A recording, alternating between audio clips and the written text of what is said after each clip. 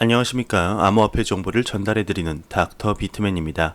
네, 월요일도 이렇게 끝나가고 있습니다. 네, 오늘 하루 너무 고생하셨습니다. 월요병으로 지친 몸 푹 쉬시길 바라면서 제가 준비해온 소식으로 넘어가도록 하겠습니다. 네, 일단 첫 번째로는 9월 23일 코인리스 측에서 주말 뉴스 브리핑이 나왔습니다. 이제 몇 가지 주말간 나온 내용 중 몇 가지를 추려서 브리핑을 했는데 간단하게만 살펴보고 넘어가도록 하겠습니다. 일단 첫 번째로는 미 국방부에서 블록체인 활용 가능성을 연구를 했습니다. 미국 국방 수권법의 이제 분상 원장 기술 즉 DLT가 국가 안보에 어떻게 활용될 수 있을지에 대한 연구를 요구하는 조항이 포함됐다고 하네요. 네, 그러면서 다단계 스캔 플러스 토큰이죠. 9,700개의 비트코인이 주말간 대량 이체가 되면서 다시 한번 화두에 올랐었는데요.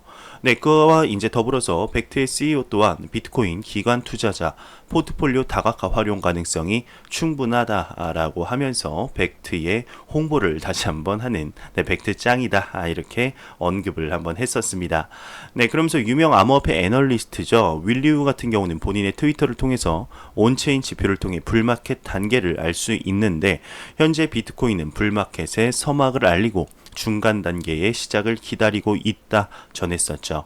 네, 그러면서 미 유명 트레이더 또 한 명은 비트코인 성공 기준이 5만 달러다 이렇게 언급을 했는데요. 이 유명 암호화폐 트레이더는 피터 브렌트입니다. 비트코인이 성공하고 실패할 확률은 정확히 50대 50이라며 성공은 비트코인 가격이 5에서 10만 달러까지 상승해서 시가총액이 1조에서 2조 달러에 달하는 것이고 실패는 비트코인 가격이 1000달러 이하로 떨어지는 것이라고 언급을 했었습니다.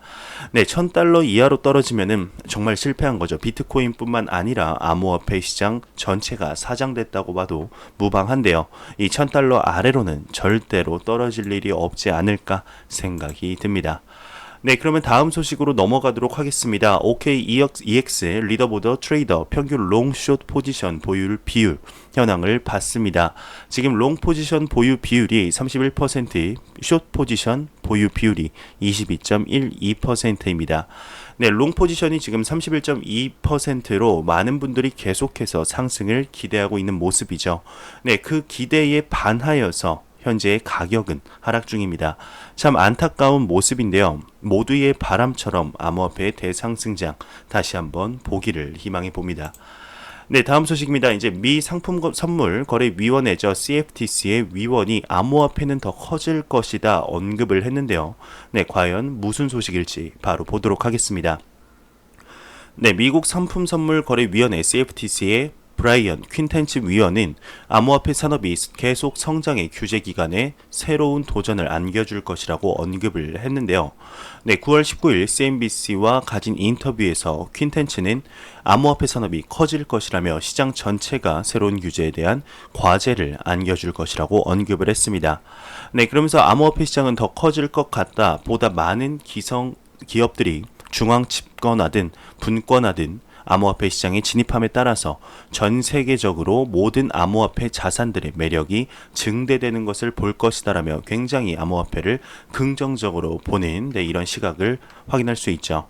네, 이어서 퀸텐츠 같은 경우는 CFTC의 정책 수립, 접근 방식에 대해 설명을 하면서 그들의 목표는 혁신을 저해하지 않는 선에서 규제 가이드라인을 만드는 것이다 강조를 하였는데요.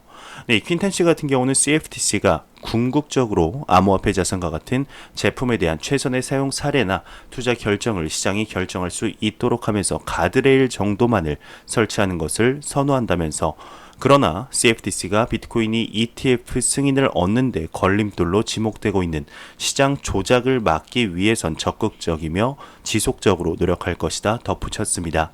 네, 그러면서 CFTC는 다음 큰 장애물은 물리적으로 결제되는 비트코인 계약, 특히 담보가 보유되는 방식을 파악하는 것이라고 언급을 했네요.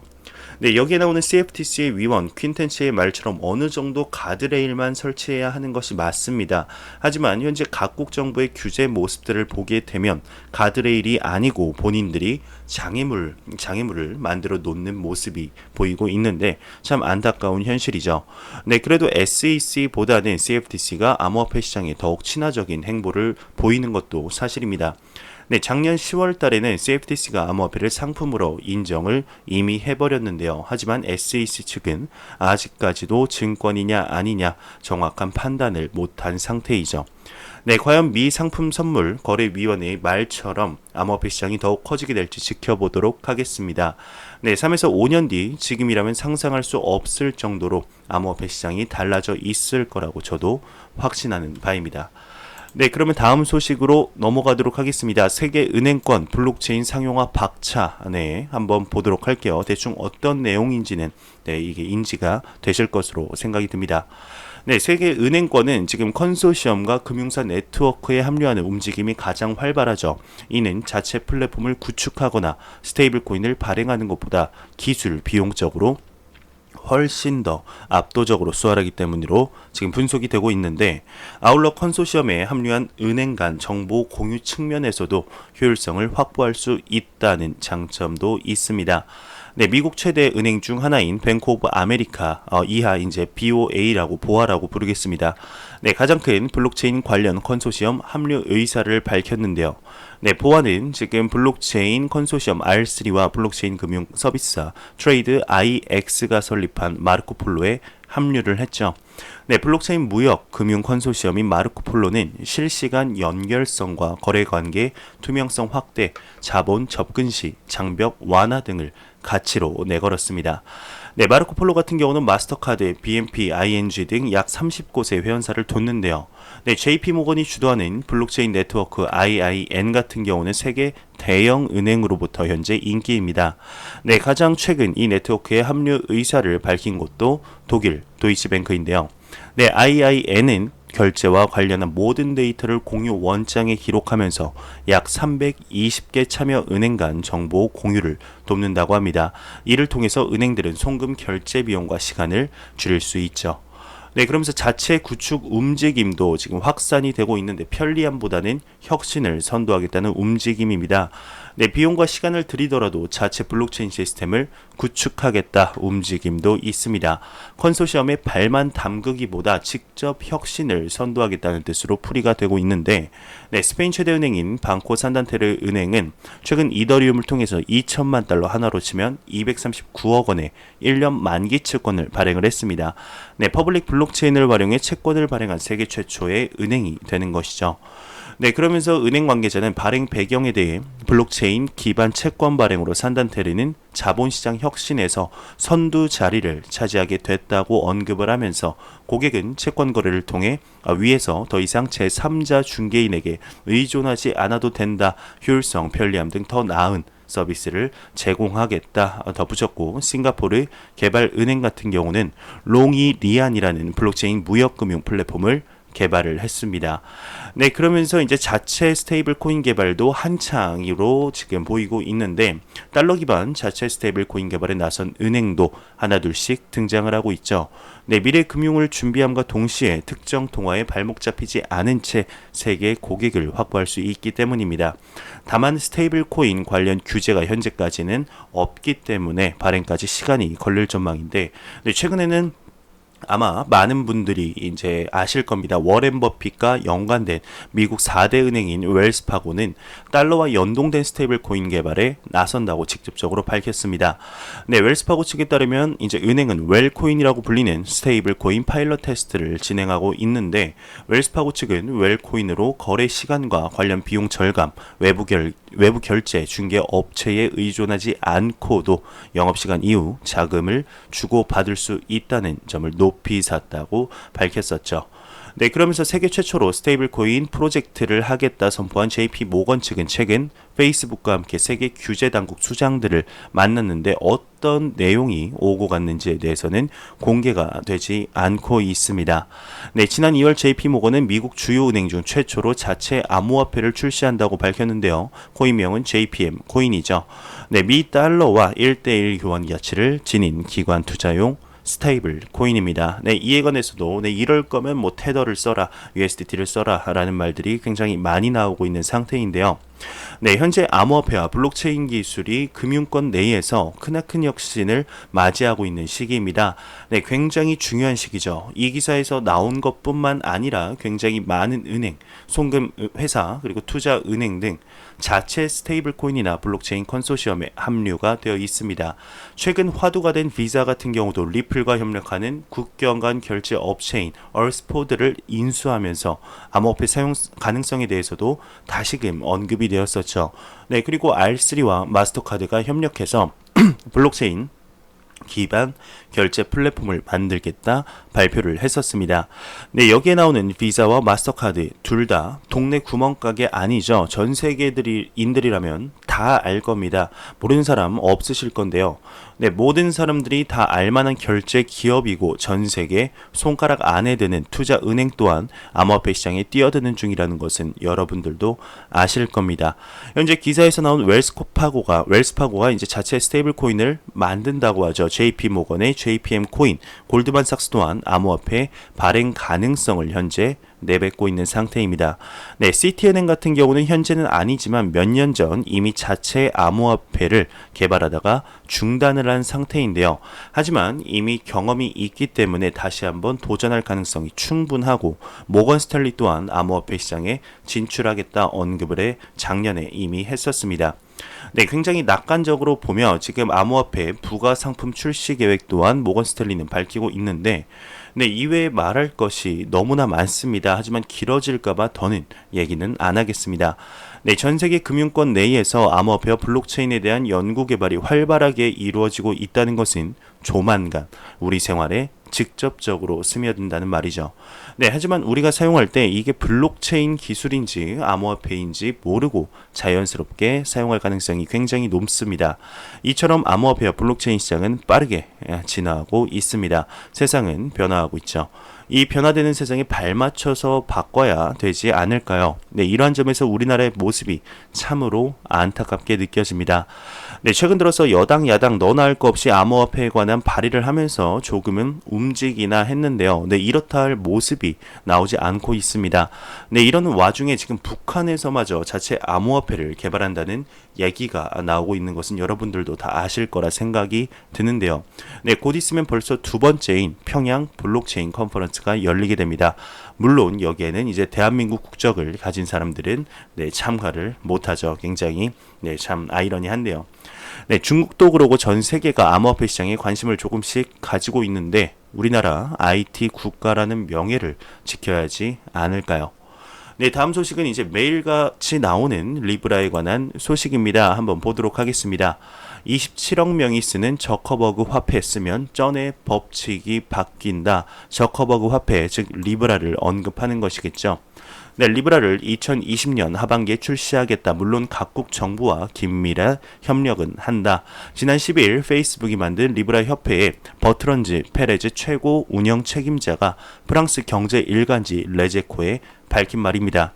네, 페이스북은 그 전까지 미국 정부의 가상화폐 리브라 출시 반대에 내년 출시를 유보하겠다 했지만 이를 번복한 셈이죠.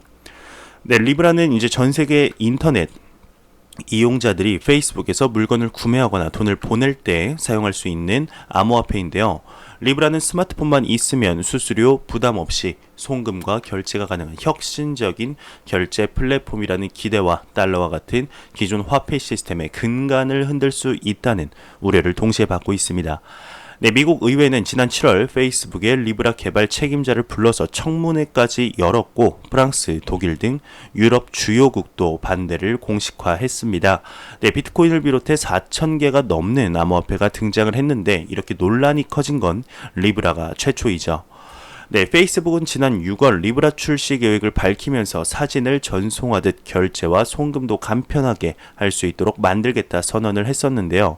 네, 리브라는 페이스북 이용자라면 누구나 쉽게 사용할 수가 있습니다. 달러와 같은 실제 화폐로 리브라를 구입해 페이스북 메신저의 전자지갑 칼리브라에 저장한 뒤 클릭 몇 번으로 온라인에서 상품을 구매할 수 있게 되는데 메신저에 등록한 지인에게 암호화폐도 보낼 수 있습니다. 카카오톡에서 카카오페이를 통해 다른 사람에게 송금하는 것과 이제 비슷한 방식인 것이죠. 네, 리브라가 이제 가장 주목받는 이유는 바로 스케일 때문이죠. 27억 명에 이르는 페이스북 사용자 때문입니다. 현재 가장 많은 사람들이 쓰는 단일 통화는 15억 명이 사용하는 중국 위와나인데, 만약 리브라가 출시를 준비하는 기업 단체 모임인 리브라 협회에 가입한 글로벌 기업들의 고객까지 이제 합치면 예상되는 리브라 이용자 규모는 훨씬 더 커지게 되죠. 네, 우버라든지 스포티파이, 음악 스트리밍 이 서비스인데요. 네, 이 스포티파이나 이베이 등의 기업 서비스도 리브라로 결제할 수 있게 될 전망이라고 하네요. 네, 이에 관해서 이제 금융권 같은 경우는 리브라의 등장으로 기축통화인 미국 달러의 지위마저 위협받을 수 있다는 우려까지 제기되고 있는데요. 네, 리브라만으로 모든 생활이 가능해지기 때문에 달러나 유로화의 가치가 크게 이제 떨어질 수 있고, 리브라의 성공은 은행, 핀테크 업체 등 기존 금융산업의 붕괴까지 이어질 가능성이 있다라고 이렇게 분석을 했습니다. 네, 그러면서 리브라가 국경 없이 자유롭게 주고받을 수 있다는 점에서 돈 세탁이나 테러 단체 자금줄로 악용될 수 있다는 지적도 꾸준히 나오고 있는 상태죠.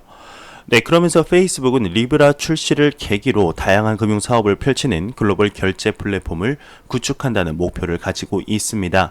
네, 리브라 개발 참여 기업이 내는 예치금과 전 세계 수십억 명이 지불할 리브라 구입비만 수십조 원에 이를 전망인데, 페이스북은 매출의 대부분을 차지하는 광고 수익의 성장세가 최근 들어 둔화되면서 새로운 성장 동력이 이렇게 개발이 필요한 상황이다 언급을 하고 있죠. 네, 그러면서 페이스북은 반대 여론을 무마하기 위해서 로비스트를 계속해서 고용을 하고 있죠. 각국 정치권, 금융권과 접촉하는 등 총력전을 펼치고 있고, 얼마 전에는 마크 저커버그가 도널드 트럼프 미국 대통령을 만났습니다. 여기서 리브라 출시 무조건 얘기를 했을 것으로 예상이 되지만, 아직까지 공식적으로 나온 둘이 뭔 얘기를 했는지, 얼마나 얘기를 했는지 나온 정보는 아무것도 없기 때문에 추측만 할 뿐이죠. 네, 그러면서 지금 미국이 자국 기업인 페이스북을 규제하는 사이에 중국의 디지털 화폐 패권을 빼앗길 수도 있다 얘기가 나오고 있는데, 여러분들도 아시다시피 중국 같은 경우는 인민은행을 주체로 해서 CBDC 발행에 총력을 기울이고 있고, 비트코인에 대한 스탠스도 180도 바뀐 모습을 보여주고 있습니다. 네, 그러면서 이제 리브라 같은 경우는 암호화폐 발행과 관리 방식이 비트코인과 다르면서, 암호화폐로 대표되는 비트코인은 채굴을 통해서 손에 넣을 수 있지만, 리브라는 페이스북을 비롯한 리브라 개발 기업들의 모임이죠. 리브라 컨소시엄에서 암호화폐를 발행하고 거래 관리하고 있습니다. 네, 이렇게 한다고 하죠. 네, 사용자는 달러, 유로 등 실제 화폐를 주고 리브라를 이제 구입해야 하는데요. 네, 페이스북은 거래 처리 속도를 높여서 실생활에서 폭넓게 사용하도록 할 방침이죠. 지금까지 나온 암호화폐는 느린 거래 처리 속도 때문에 통화화폐로 사용되기 어려웠는데, 예를 들면 이제 1초당 비트코인 같은 경우는 7건의 거래를 이렇게 처리를 할 수 있는데, 리브라는 1초당 24,000건을 처리하는, 비자보다는 좀 적지만 1,000건의 거래를 처리할 수 있도록 한다고 합니다. 네, 지금 이제 리브라 프로젝트 백서 공개 이후 꾸준히 얘기가 나오고 있죠. 최근에는 리브라가 내년 발행 무조건 할 거라고 밝혀서 지금 논란이 되고 있습니다. 네, 전에 마크 저커버그가 이제 말이 갑자기 꼬이네요. 네, 전에 이제 페이스북의 CEO죠. 마크 저커버그가 정부에 보내는 보고서에 내년에 정식 출시 안 될 수도 있다라고 얘기를 했지만, 사실은 페이크였던 거죠. 네, 리브라가 하는 움직임들을 보게 되면 사실 예측이 불가능했던 것도 아니었습니다. 로비스트를 영입해서 각국 정부의 움직임을 보여주고, 리브라 블록체인의 결함들을 찾아내어서 지속적으로 업데이트를 하였습니다. 네, 이러한 움직임만 보더라도 내년 출시 안 할 것 같은 행동들은 아니었죠. 네, 리브라 프로젝트 정상적으로 출시가 되어야 합니다. 그것이 암호화폐 생태계에 긍정적인 영향을 줄 것이기 때문이고, 이 프로젝트 때문이라도 암호화폐 규제가 어느 정도 자리 잡힐 것으로 예상이 됩니다. 네, 내년 정상적으로 생각했던 시기에 출시가 되었으면 좋겠습니다. 네, 이번에는 싱가포르 통화청 총재가 리브라 반대 대열에 합류했다는 소식입니다. 참 안타까운 소식인데요. 한번 보도록 하겠습니다. 네, 싱가포르 통화청 총재, 싱가포르 리브라 반대 대열에 합류라는 제목인데, 네, 싱가포르의 통화청의 라비 메논 총재 같은 경우는 싱가포르가 페이스북의 리브라 프로젝트를 경계하는 다른 많은 나라들의 대열에 합류했다 언급을 하고 있습니다. 네, 페이스북이 세계 경제를 흔들 가능성이 있다는 것을 고려한다면 전 세계의 정부와 규제 당국이 곧 출시될 페이스북의 스테이블 코인을 경계하는 것은 놀랄 일이 아니죠. 네, 비트코인과 다른 암호화폐들도 가능성을 가지고 있지만 리브라와의 차이점은 그것이 세계의 다른 어떤 기업들보다 더 많은 영역을 가진 회사에 의해 소유된다는 것인데요. 네, 프랑스와 같은 나라들이 자국 국경 안에서 화폐를 발행하는 것을 허용하기를 주저하는 것도 이 때문이라고 합니다. 네, 파이낸셜 타임즈와의 인터뷰에서 매논 같은 경우는 세계 규제 당국이 함께 모여 응집력을 가지고 통일된 정책으로 리브라에 접근할 필요가 있다는 것을 깨닫고 있다 언급을 했는데요. 네, 이것은 부분적으로 리브라의 잠재력이 전 세계적으로 도달하고 있기 때문에 어떤 규제 기관도 혼자서 그것에 대항할 수 없었기 때문이라고 합니다. 네, 하지만 그는 우리가 리브라에 대해 아는 것이 거의 없다는 것을 고려해 볼 때 현 시점에서 리브라를 완전히 금지해서는 안 된다는 것도 이렇게 덧붙였네요. 네, 여기서 이제 주목할 만한 점은 싱가포르 같은 경우는 세계 최고의 블록체인 및 기술 옹호자 중 하나인 국가라는 점입니다. 매년 세계 블록체인 서밋을 개최하고 수백 명의 블록체인 전문가들이 이 산업에 대해 토론하기 위해 만나는 공간이죠. 네, 지금 이건 세계적으로 리브라 반대 기조에 못 이겨서 참여하는 것이 아닌가 생각이 들게 됩니다. 네, 참 안타까운 현실인데요. 뭐 어쩔 수 없는가 봅니다. 네, 미국도 리브라의 최고 수준의 규제를 먹이겠다고 하고 있고 G7의 의장국 프랑스 회원국 독일도 리브라 반대 움직임에 단호한 모습을 보이고 있죠.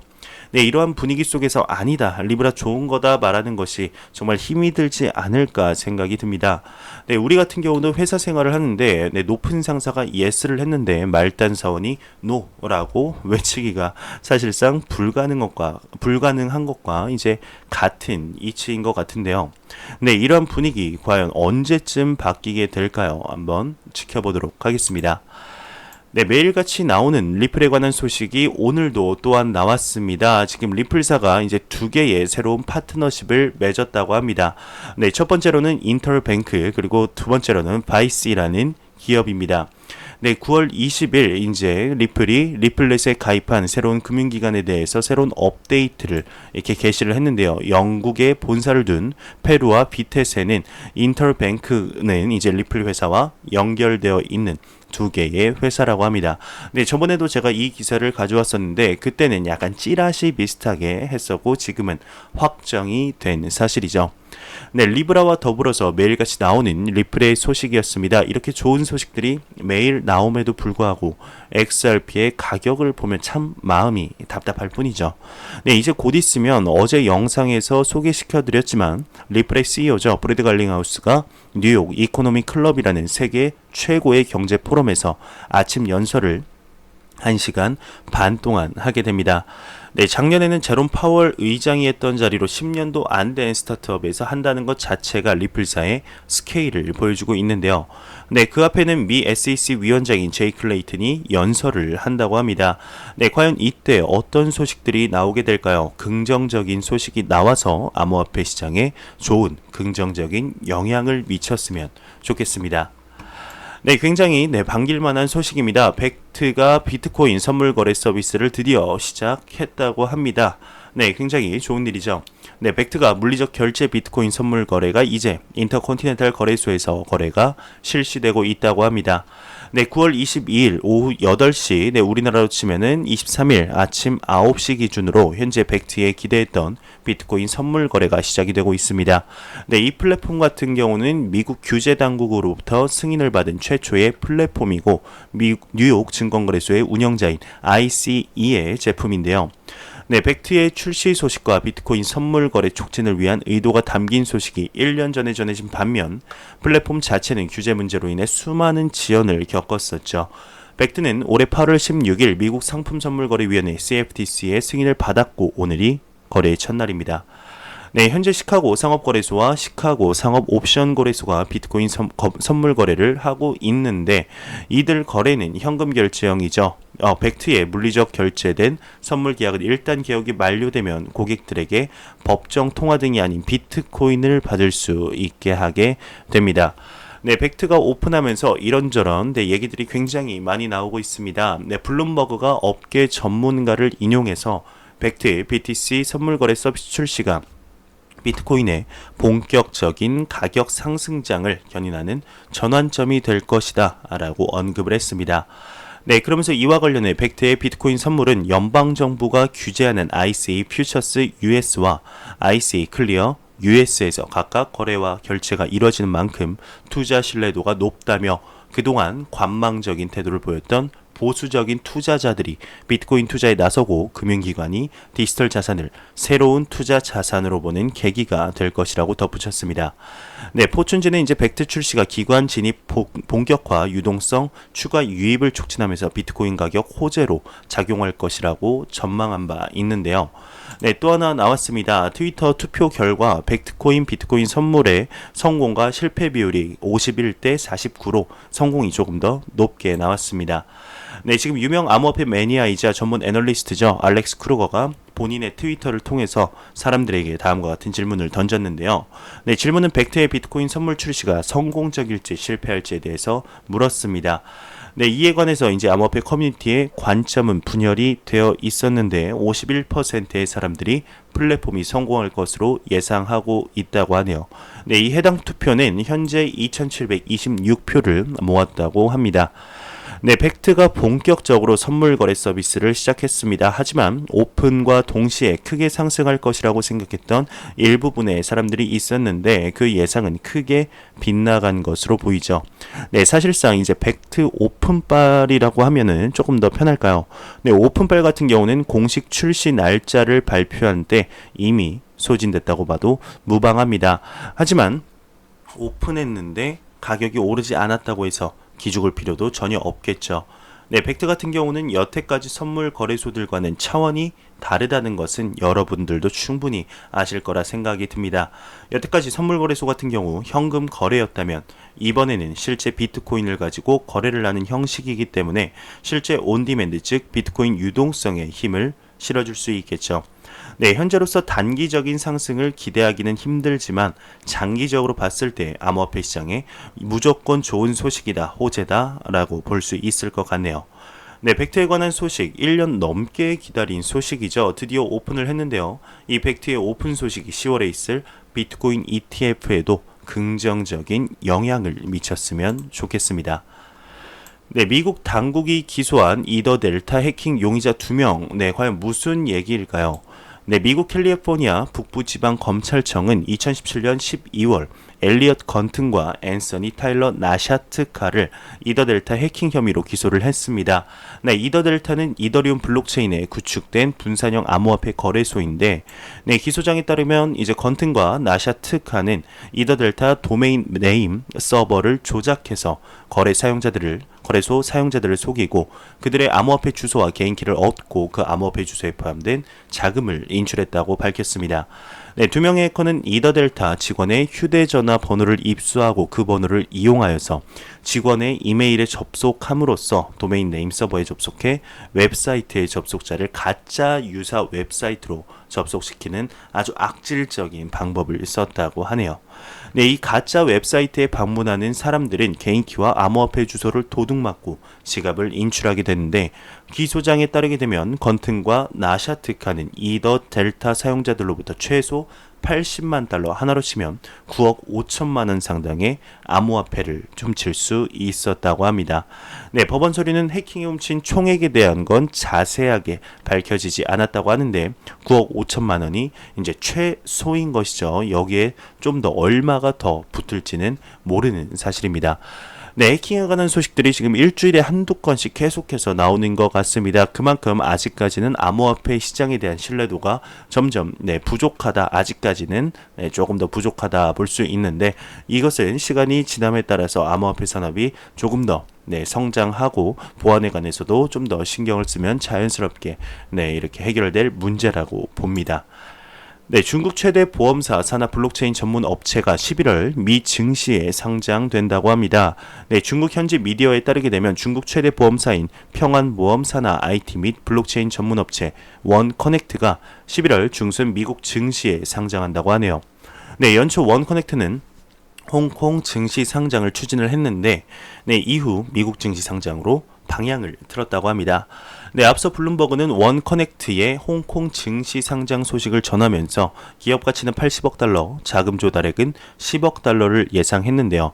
이 원커넥트 같은 평안보험의 블록체인 전문 자회사로 네, 중국 및 해외 200여 개의 은행, 20만 개의 기업, 그리고 500개 정부기관에 비즈니스 전용 블록체인 서비스를 제공하고 있다고 하네요. 네, 앞서 6월에는 국내 이제 삼성 SDS가 개발한 인천공항 관세청 통관 물류 서비스와 자체 구축한 천진공항 항공화물 블록체인 플랫폼을 연계해서 정보 교환 사업을 진행한다 발표한 바 있었습니다.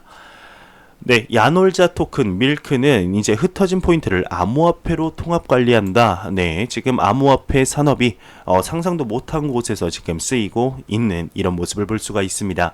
네, 백화점 상품권을 받았는데 막상 쓸 곳이 없거나 상품권보다 현금이 더 필요할 때가 있죠. 이럴 때 우리는 상품권을 중고 거래처럼 판매를 합니다. 10만원짜리 상품권을 이제 95,000원에 파는 시기인데 최근에는 종이 상품권보다 각종 서비스에 포인트가 또 자주 팔린다고 하네요. 네, 중고거래 사이트에서는 야놀자 포인트, CJ 포인트 등 서비스에서 실제 돈처럼 쓸 수 있는 포인트를 판매하는 글이 올라오곤 합니다. 네, 그런데 안 쓰는 포인트를 매번 판매하는 일은 쉽지가 않죠. 각각의 서비스에서 쓰이는 포인트가 다를 뿐더러 그 포인트를 현금으로 사겠다는 사람 찾는 일도 어렵기 때문입니다. 네, 여러 서비스의 포인트가 하나로 통합되고 그 통합된 포인트를 바로 현금화할 수 있다면 과연 어떨까요? 네, 굉장히 혁신적인 생각인데요. 네, 밀크 프로젝트는 이 같은 생각에서 시작이 되었다고 합니다. 네, 여러 서비스의 포인트를 암호화폐 밀크로 바꾸고 네, 이 밀크를 거래소에서 현금화할 수 있도록 하는 것인데요. 네, 거꾸로 거래소에서 구입한 밀크로 포인트를 할인된 가격에 구매하는 것도 가능하게 된다고 합니다. 네, 지금 밀크의 첫 번째, 네, 밀크 하니까 뭔가 계속 우유가 네, 생각이 나는데, 네, 밀크의 첫 번째 서비스는 이제 유니콘 스타트업인 숙박 플랫폼이죠. 야놀자라고 합니다. 네, 그리고 카시어링 업체 딜카와 항공 서비스를 운영하는 서울공항 리무진도 파트너로 합류를 했다고 하네요. 네, 영화, 항공, 음식 배달 등 각 산업군에서 서비스 파트너를 늘려가고 있다고 합니다. 네, 그러면서 이제 밀크는 파트너사와 어떻게 서비스를 연동을 할까요? 먼저 각 서비스 파트너들은 밀크체인을 기반으로 포인트를 통합하고 고객 데이터를 관리하게 되는데 밀크체인은 하이퍼레저의 패브릭 이제 플랫폼을 기반으로 하는 프라이빗 블록체인이라고 합니다. 네, 그러면서 이후 통합된 밀크 토큰으로 교환을 하고 밀크를 이제 거래소로 옮길 땐 람다 256 BAAS 플랫폼 루나버스를 또 이용한다고 하네요. 네, 밀크 같은 경우는 이제 4분기 죄송합니다. 지금 밀크 하니까 뭔가 그냥 어감이 네, 웃겨서 저도 모르게 지금 실수가 터져버렸는데 네, 이 밀크 같은 경우는 4분기 서비스를 출시할 계획입니다. 이거 밀크 말고 좀 다른 이름 못 지었을까요?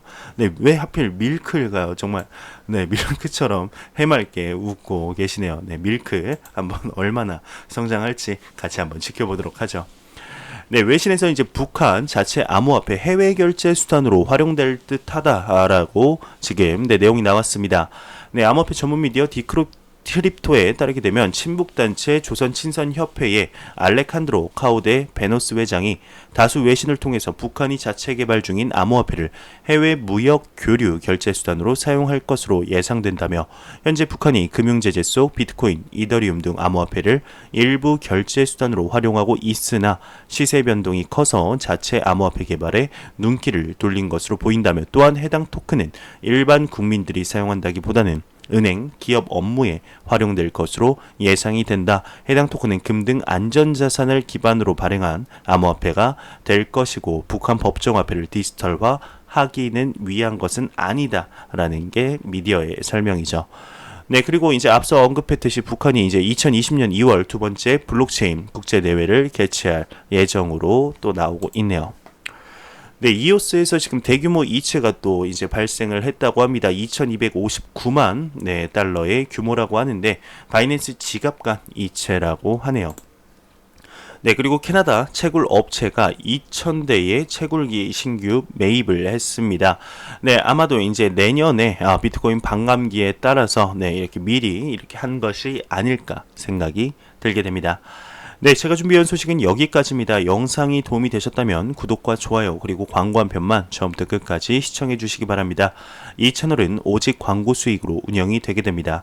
네, 항상 영상 시청해 주시는 시청자분들, 구독자분들 너무나 감사합니다. 오늘 하루 잘 마무리하시길 바라면서 저는 다음 영상으로 찾아뵙도록 하겠습니다.